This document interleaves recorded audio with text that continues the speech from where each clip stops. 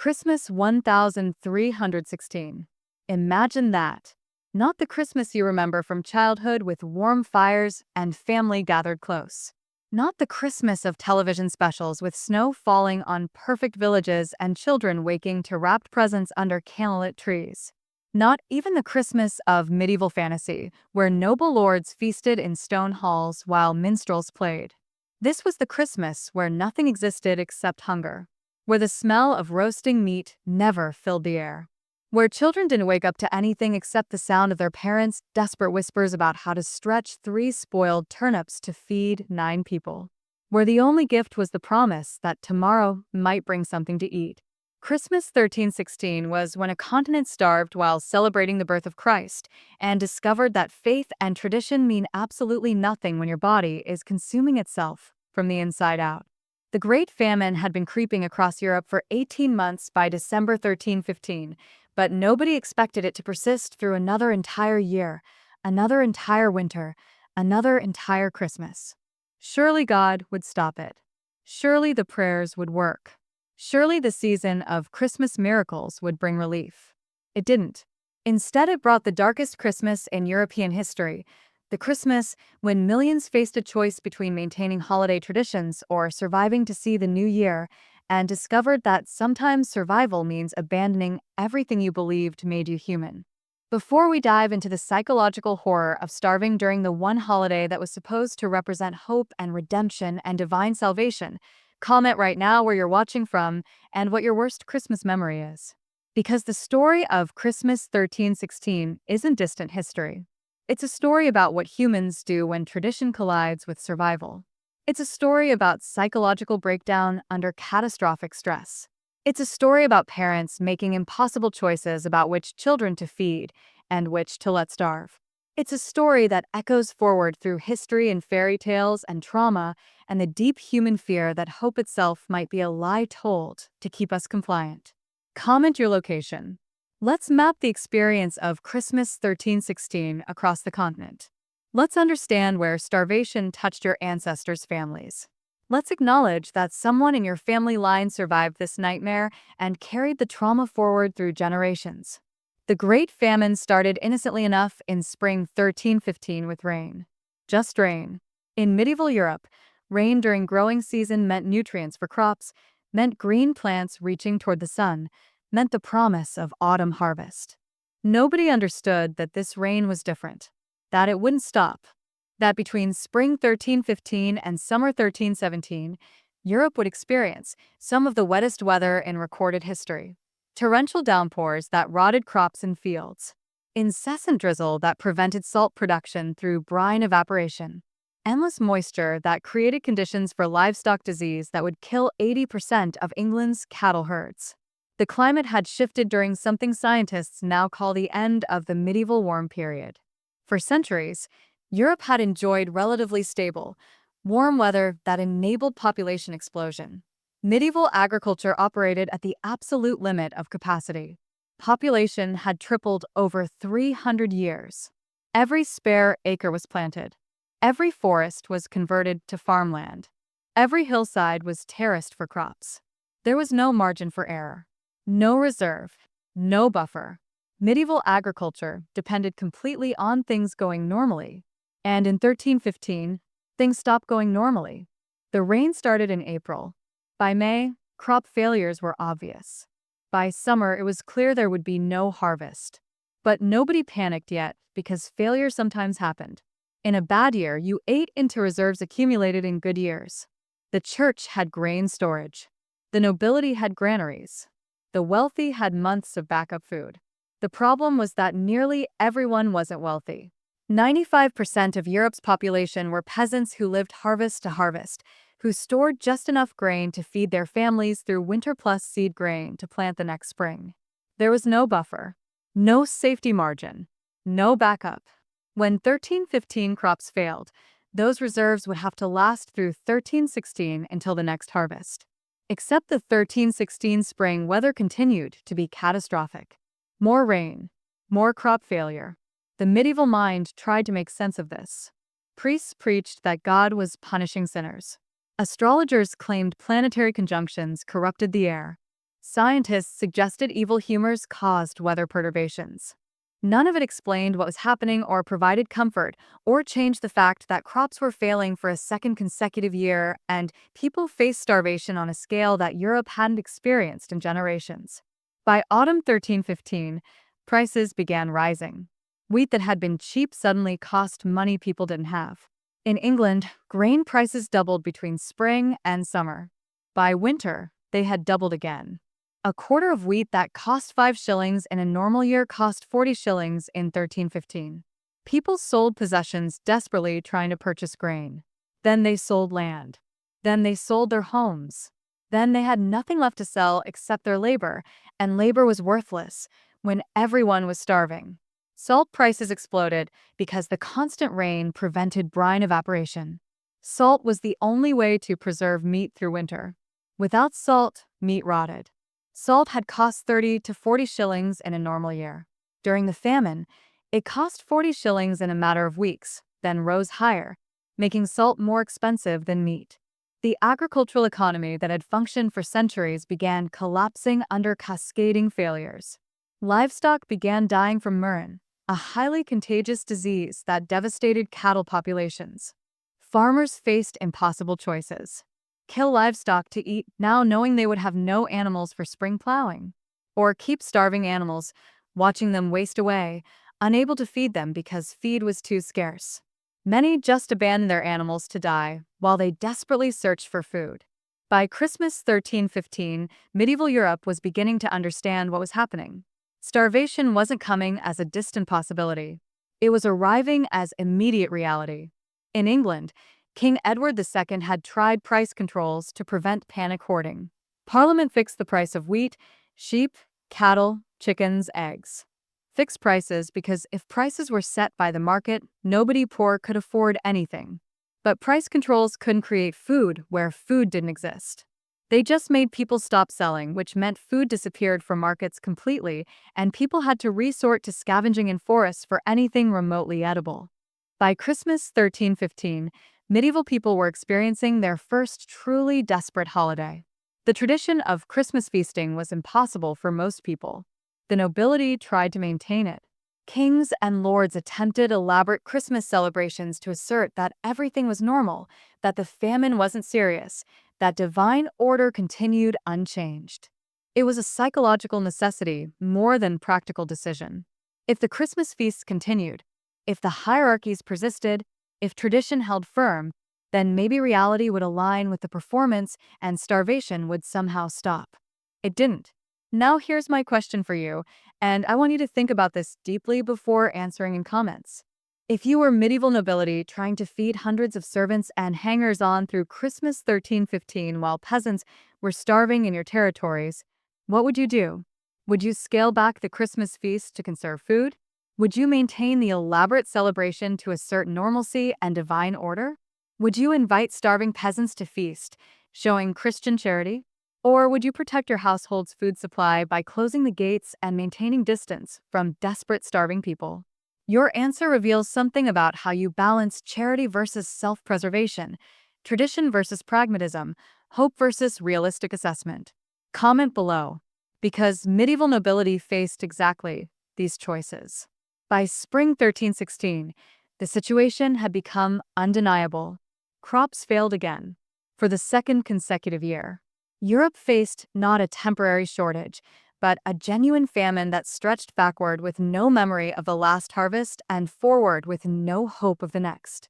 The death rate began accelerating. Not plague deaths with fever and buboes that killed quickly.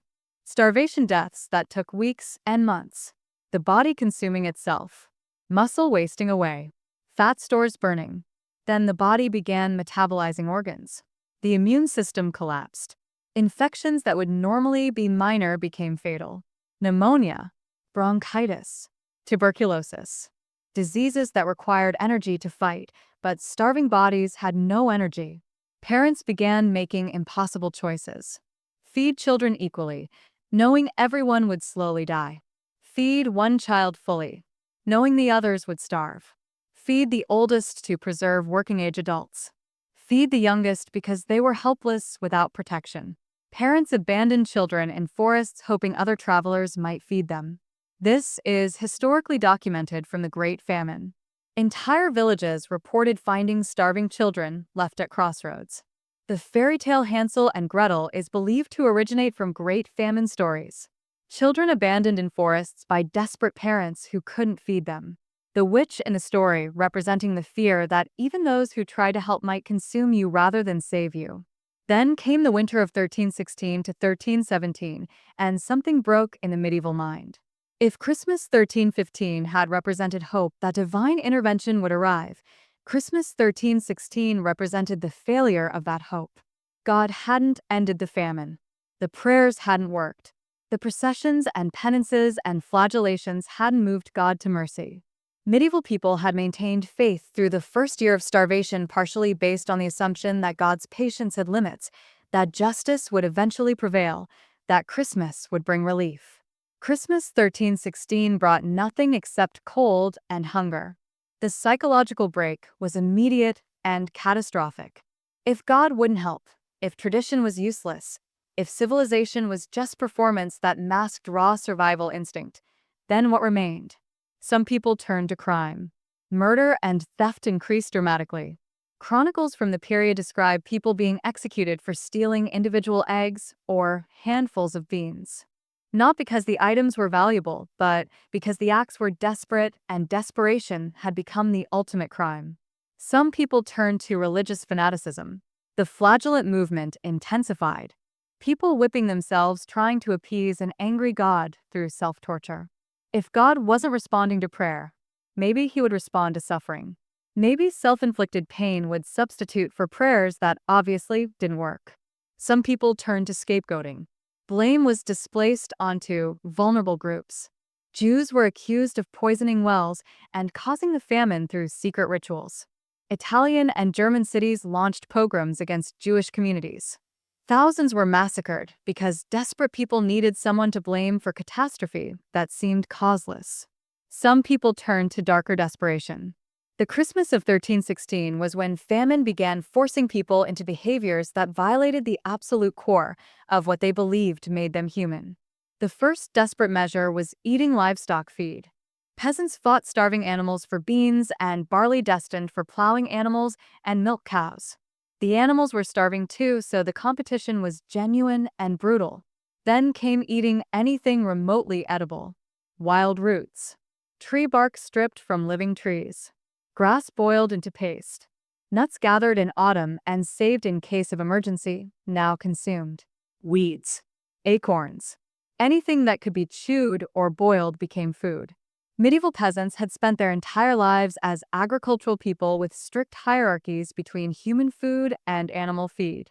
But starvation dissolved those hierarchies. If an animal could eat it, humans could eat it. And if humans couldn't find plant matter, they turned to animals. Peasants killed and ate their pets. Dogs and cats that had been companions for years became meals. They ate rodents. Rats weren't typically consumed in medieval Europe, but during famine they became protein source. They hunted birds that wouldn't normally be trapped. They dug for insects. They boiled leather. Leather shoes, leather straps, leather anything became soup or porridge. The caloric value was minimal, but it filled the stomach temporarily, and psychologically it meant action, it meant trying, it meant not completely giving up. Then Christmas 1316 arrived, and the Catholic Church faced an unprecedented crisis. Christmas was supposed to be the day of miracles. The day when God became human. The day when divine salvation entered material reality. The day when hope was literally embodied in an infant child representing redemption and grace, and the promise that death doesn't have the final word. How do you celebrate that during famine? How do you sing about joy and hope and divine love when your parish is half empty because half the people died since last Christmas? How do you maintain faith when God seems entirely absent? Some churches attempted to continue traditional celebrations. They performed the Christmas liturgy. They consecrated bread and wine. They preached about Christ's birth and resurrection and salvation despite the fact that in the very pews sat skeletal survivors barely able to stand from hunger. The cognitive dissonance must have been excruciating. the priests speaking about abundance and divine providence, while parishioners were literally starving in their pews. Some churches modified the celebrations. They shortened services because people didn't have the energy to remain standing for hours. They eliminated the traditional Christmas feasting because there was nothing to feast on. They adapted rituals to desperate reality. Some people stopped attending church entirely. If God was real and the prayers worked, why were they starving? If Christianity was true and grace meant something, why was death coming anyway? And if both God and Christianity were being questioned, what remained to hold meaning? The horror of Christmas 1316 was that it forced people to choose between identity and survival. Medieval Christianity had taught that humans were different from animals because of spiritual capacity, because of faith, because of access to divine grace through sacraments and church. But starvation stripped away identity layers like an onion. First, people stopped caring about maintaining cleanliness and hygiene because energy was too precious. Then they stopped caring about property boundaries because food took precedence over theft laws. Then they stopped caring about family hierarchies because who got fed became purely about energy calculation.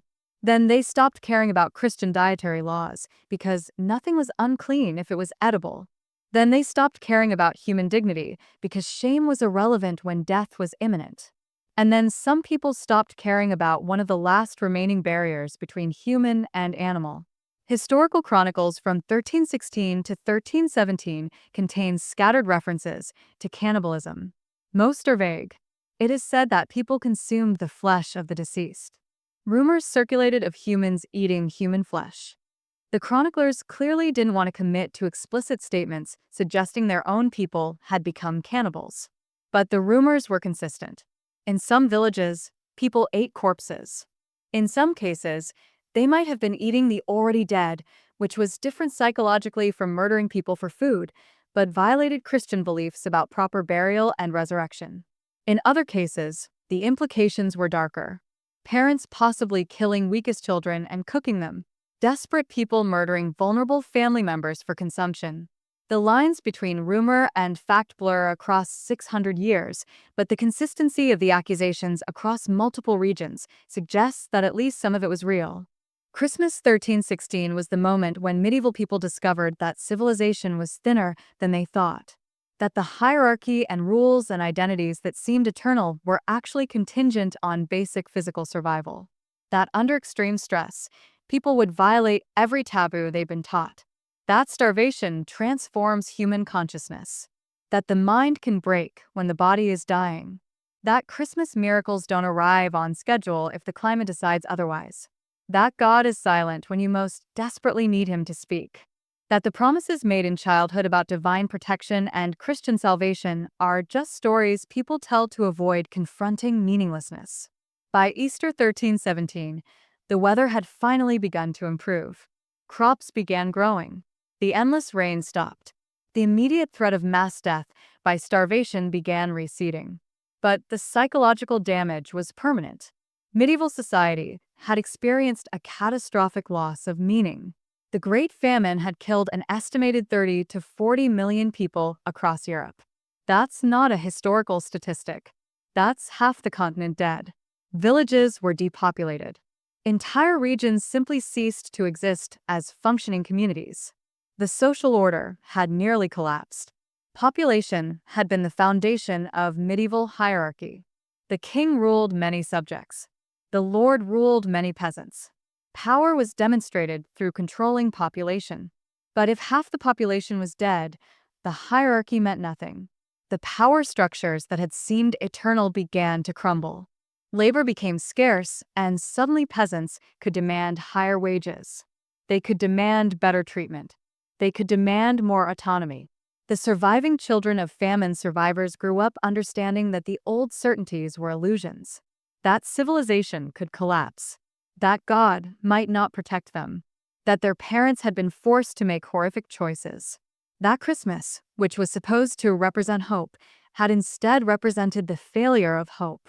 That season of miracles might just be another winter that happens to have religious celebrations. The Christmas of 1316 changed European consciousness permanently. It contributed to social instability that would characterize the late medieval period. It made people question authority. Kings who failed to prevent starvation lost legitimacy. The church that failed to provide miracles lost some spiritual authority. The nobility that failed to protect their subjects lost some loyalty.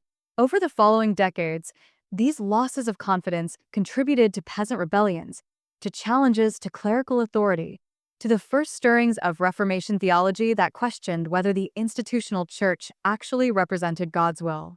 The Great Famine was a precursor to the Black Death that arrived in 1348 and killed half the continent again. But the famine broke something in medieval consciousness first. By the time plague arrived, people had already experienced the collapse of old certainties. They had already questioned whether God cared about them. They had already discovered that civilization was fragile. The plague merely confirmed what famine had taught. What happened to the survivors? How did people process the trauma of Christmas 1316? The evidence comes from changing social patterns, from theological shifts, from modifications to holiday traditions that emerged after the famine ended. First, survivors became more individualistic. Medieval society had emphasized community bonds and collective obligation. The famine had shown that community bonds could dissolve under pressure. Neighbors hoarded food while neighbors starved. Families sometimes abandoned members. Villages sometimes refused to help neighboring villages despite having enough resources. The famine survivors who lived through Christmas 1316 emerged understanding that collective survival couldn't be guaranteed. Individual survival was primary.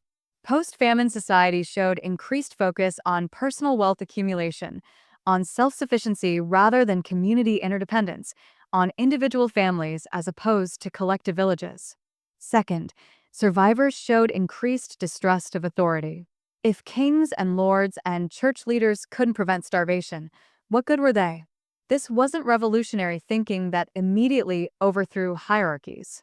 But it was a shift in assumptions. Authority wasn't assumed to be legitimate. Authority had to justify itself by delivering results. Kings began to face more questioning of their decisions. Nobles began to face more rebellious peasants. The church began to face more scrutiny of its claims about divine protection. Third, survivors modified Christmas traditions significantly. Before the Great Famine, Christmas had been primarily a religious celebration focused on church liturgy and aristocratic feasting. After the Great Famine, Christmas became more focused on family and community care. The focus shifted from grand public displays of religious authority to intimate household celebrations where families gathered together. This was an explicit rejection of the old traditions, but gradual shift in emphasis. Christmas became more about reassuring family members that you weren't abandoned, that resources would be shared, that despite risk of future starvation, the family would survive together. The Christmas of 1316 had shown that family bonds could break under stress. Post-famine Christmas celebrations worked to rebuild those bonds through shared ritual and resource distribution. Fourth, survivors sought psychological reassurance through art and literature. The famine period witnessed development of more realistic portrayals of death and suffering in religious art. Before the famine, religious art emphasized hope and salvation and heaven. After the famine, religious art began including images of the dying, the suffering, the damned. Not to be depressing, but to acknowledge that suffering was real, that death was real, that faith didn't prevent physical pain. This seems macabre, but it was actually psychologically healing. Acknowledging trauma was the first step toward processing it. Art that pretended everything was fine couldn't help trauma survivors. Art that portrayed reality honestly could help survivors understand they weren't alone, that others had suffered similarly, that acknowledging trauma didn't constitute betrayal of faith, but honest confrontation with the material world. Fifth, survivors created new stories to process famine trauma. The fairy tales that emerged during this period, Hansel and Gretel with its famine origins, Jack and the Beanstalk with its hunger and magic, Little Red Riding Hood with its warnings about dangers to children, Snow White with its abandonment and survival, these stories weren't entertainment. They were psychological processing. Parents telling children about past dangers in coded narrative form. Helping the next generation understand that starvation was real, that children could be abandoned, that trust was dangerous, but that cleverness and luck might enable survival. These weren't cheerful bedtime stories. They were trauma narratives meant to prepare the next generation for a world where certainty couldn't be assumed. But they also incorporated hope. In the fairy tales, children survived. They escaped danger. They found resources. They triumphed despite terrible circumstances. The stories acknowledged that the parents' generation had experienced horror while maintaining belief that the next generation might do better. Sixth, and most importantly, survivors developed theological flexibility about suffering and divine purpose.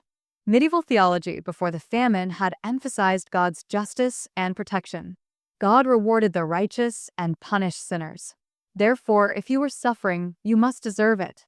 This theology was comforting if you were prosperous because it confirmed your goodness. It was devastating if you were starving because it confirmed your wickedness. But the Great Famine killed indiscriminately. The righteous starved alongside sinners. Infants died without having committed sins. Animals died though they had no souls to judge. Entire villages died while other villages survived for no apparent reason. This randomness couldn't fit into a theology based on divine justice. So theology had to change. Post-famine theology began emphasizing God's mercy over God's justice. The idea emerged that suffering might not be deserved, that innocent people sometimes suffered, that God's purposes were mysterious and human comprehension was limited, that faith meant trusting God despite inability to understand divine plans. This theological shift was survival mechanism.